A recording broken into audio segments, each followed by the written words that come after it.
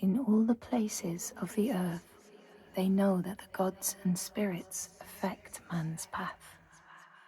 All the misfortune that befalls man lies at their feet. If you have eyes to see, you see their presence and their power. Keep your eyes open, traveler, and you might see their faces. Here, they once said that Loki lies imprisoned in a cave, trapped by his enemies, who set a serpent above to drip venom on his face. His wife, Sigyn, sits beside to catch the venom in a bowl, but when she must leave to empty it, the poison falls unabated. His pain is so great that he thrashes and writhes. And here above, we see the earth shake and break apart. Across the sea, they know that the earth is carried in the arms of a giant. When he is vexed or injured, he may not carry his burden so gently, and the world will feel his anger and pain. In a land far away, they say the winds are trapped inside the earth. They try always to make their escape, and they buffet and beat on the walls of their prison, causing the earth to quiver. And when they break through, they make their escape. They explode out in fury. In the lands of your birth, people live hidden too, in the hills and stones. They may be the remnants of a godly race who lost a war with giants and, finding the world changed, retreated into silence. But you still see their carvings and circles from the time when they walked among men.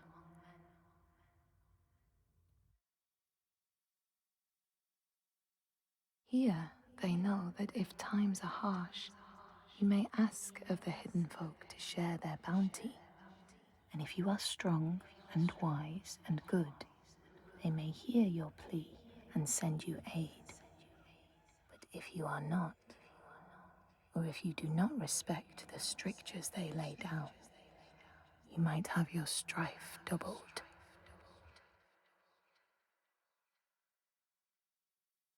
In the lands of your birth, and in these lands too, they know that people can be taken by the secret fair ones. If you are not careful and do not keep to the pathways, you may find yourself among them. In a land to the east, they know that when a traveler finds themselves lost, it is the fault of the Vadadaj, who wait at the crossroads to trick souls passing by. The only remedy is to let your horse lead you home, because beasts have no souls. But if you have no horse, your soul is lost forever.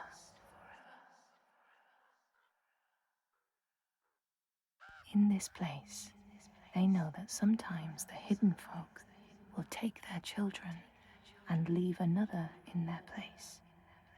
These children may look the same as their own, but will be dazed and far away, or ill-tempered. And you know then you have a changeling in your house. In this land, when people cannot raise their children, they will leave them in a sacred place for the hidden folk to take and care for. Sometimes these children come back, but it is said that they are changed with a wildness in their eyes, and their parents do not want them. These people know that children who have died uncared for can return as Utburður, small ghosts clad in fluttering rags. When there are storms, they may cry as they did when they were human, and will look for their mothers until they find them, and never leave them again. In this land, you may catch sight of the Landisir, the spirits who embody the sacred places, the rivers and rocks.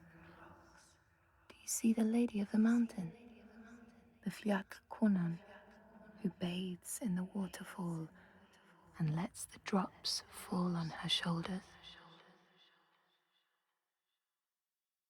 In the heart of the Northlands, they know the storms are born of the Oshkuredi, the hunt of Odin.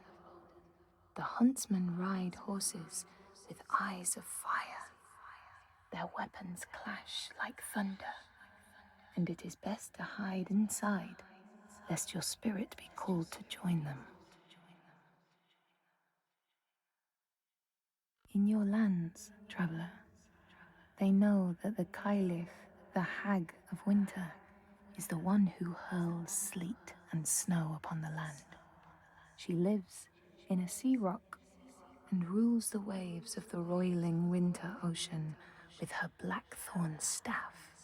She strikes the ground to destroy the shoots of growing green, so the winter will lie long and low on the land. These people know that the sea god, Ran, sets out nets to trap sailors and drag them to her world. She sends the waves, her daughters, to wreck boats so she will have more men to take. And jealously, she pulls them down beneath the water. People here speak of warriors who can transform themselves into bears when they are enraged. Their skin becomes hide so thick no sword or spear can break it. When King Hrolfr fought Skald, many people saw a great bear fighting beside him, who killed more men with its paw than any 5 soldiers. Men here will tell of how Jarl Hakon worshipped the giant Thorgerða and sought her aid in the middle of battle when the tide was turning against him. Fleeing to an island, he pleaded with her for aid, but she demanded a sacrifice. She rejected all of his offerings until he, at last, killed his own son in sacrifice. Thorgerða gave aid, and Hakon's enemies saw the giants striding amongst the ships, arrows flying from every finger and never missing their mark. Their morale was sapped, and Hakon won his battle.